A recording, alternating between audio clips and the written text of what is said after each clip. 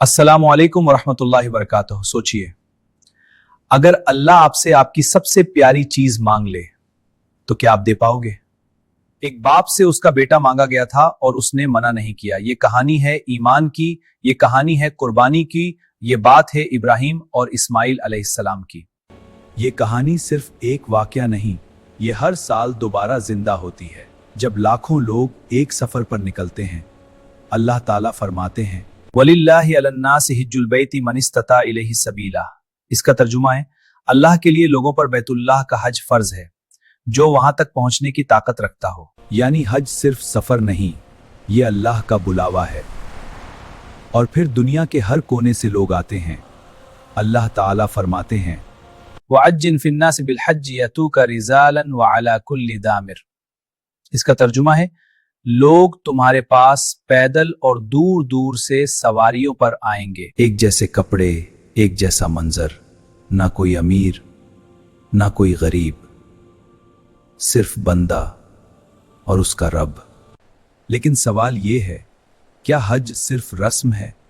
अल्लाह ताला फरमाते हैं, लियशहदू मनाफिअ लहुम व यज़कुरु स्मल्लाह। इसका तर्जुमा है, ताकि वो अपने फायदे हासिल करें और अल्लाह का नाम लें। और फिर एक दौड़ होती है। ये दौड़ सिर्फ दौड़ नहीं, ये यकीन है, ये अल्लाह पर भरोसा है।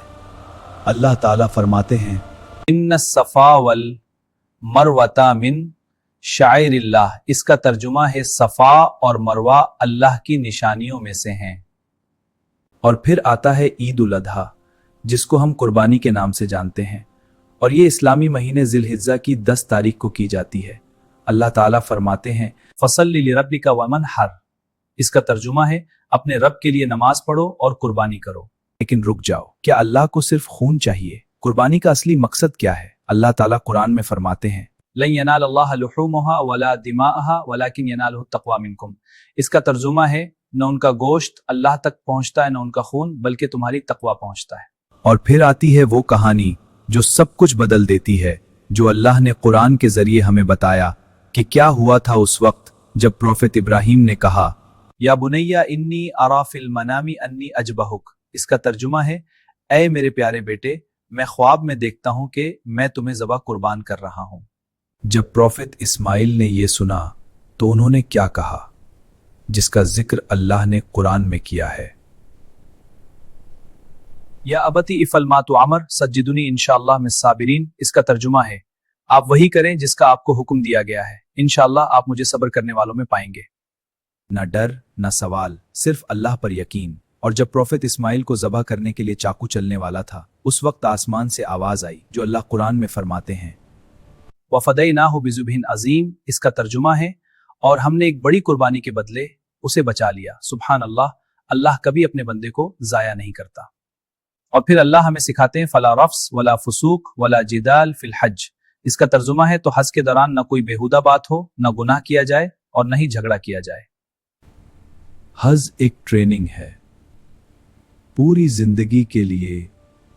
तो दोस्तों, कुर्बानी सिर्फ जानवर की नहीं है, अपनी ईगो की कुर्बानी, अपनी बुरी आदतों की कुर्बानी, अपने नफ्स की कुर्बानी। अगर आपने ये समझ लिया तो आपकी जिंदगी बदल जाएगी। अल्लाह हम सबको समझने की तौफीक दे और हमारी कुर्बानी कबूल करे, आमीन। अगर आपको ये वीडियो पसंद आया हो तो चैनल को लाइक, शेयर और सब्सक्राइब करना ना भूलें। मिलते हैं अगली जबरदस्त वीडियो के साथ। अल्लाह हाफिज।